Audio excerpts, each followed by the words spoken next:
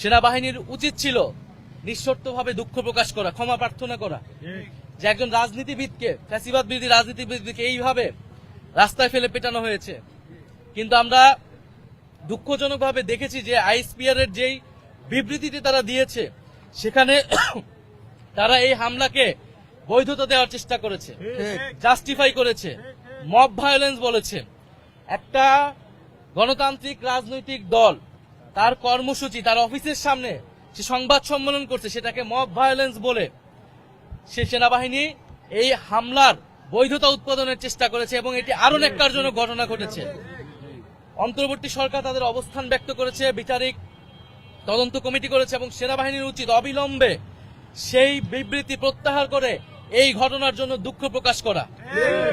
আমরা সেনাবাহিনীর প্রতি শ্রদ্ধাশীল ছিলাম অন্তর্বর্তী সরকার গঠনের সময় থেকেই, গণ অভ্যুত্থানের সময় থেকেই, এবং তাদের উপরে দেশের আইন শৃঙ্খলা সহ সামনের যে নির্বাচন হবে তার অনেক কিছু নির্ভর করছে। কিন্তু যদি সেনাবাহিনী এই ধরনের পক্ষপাতমূলক অবস্থান দেখা যায়, যে একটি রাজনৈতিক দলকে বাঁচানোর চেষ্টা করা হচ্ছে এবং দুঃখজনকভাবে সেই রাজনৈতিক দল হচ্ছে ফ্যাসিবাদের দোসর, এবং তাকে বাঁচাতে গিয়ে ফ্যাসিবাদ বিরোধী জুলাই গণ অভ্যুত্থানের অন্যতম নেতাকে আক্রমণ করা হচ্ছে, এটা আমরা কখনোই মেনে নিব না। ফলে আমরা আশা করব যে সেনাবাহিনী তাদের এই অবস্থান পুনর্মূল্যায়ন করবে এবং তাদের এই হামলার জন্য, তাদের এই ঘটনার জন্য এবং দুঃখ প্রকাশ করবে এবং ভবিষ্যতে এই ধরনের ঘটনা ঘটবে না সেই নিশ্চয়তা বাংলাদেশের জনগণকে দিবে, বাংলাদেশের রাজনৈতিক দলগুলোকে। এক কথায় বলতে গেলে এটাকে বলে বর্বরতা, এবং এটা আমাদের জন্য দুঃখজনক যে এই বর্বরতা সেনাবাহিনীর দ্বারা, সেনাবাহিনীর কিছু সদস্যদের দ্বারা সংঘটিত হয়েছে। সেনাবাহিনীর অফিসারদের পক্ষ থেকে তাদেরকে প্রথমে হুমকি দেওয়া হয়েছে এবং সেই হুমকির 10 মিনিটের পরবর্তীতেই এই হামলার ঘটনা ঘটানো হয়। ফলে এটা আমাদের জন্য উদ্বেগের। অন্তর্বর্তী সরকার আসলে কিভাবে পরিচালিত হচ্ছে, সেনাবাহিনী কাদের নির্দেশনায় পরিচালিত হচ্ছে, এই বিষয়ে কিন্তু প্রশ্ন উঠছে। কারণ অন্তর্বর্তী সরকার গণ অভ্যুত্থানের এই নুরুল হক নূর, এদের মতো ফ্যাসিবাদ বিরোধী যোদ্ধাদের লড়াই সংগ্রামের ফলেই কিন্তু এই অন্তর্বর্তী সরকার গঠিত হয়েছে।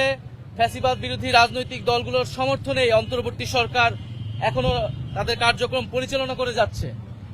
ফলে এই সময়ে তার উপরে হামলা, এটাকে আমরা খুবই গভীর উদ্বেগের সাথে দেখছি।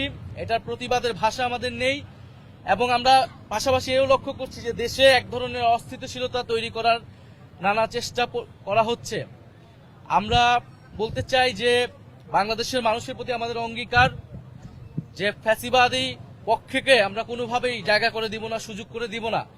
সেটা জাতীয় পার্টির নামে আসুক, যেই নামে আসুক না কেন, এবং বাংলাদেশের যেই শক্তি তাদেরকে সহযোগিতা করবে, তাদেরকে জনগণের বিরুদ্ধে দাঁড়াতে হবে।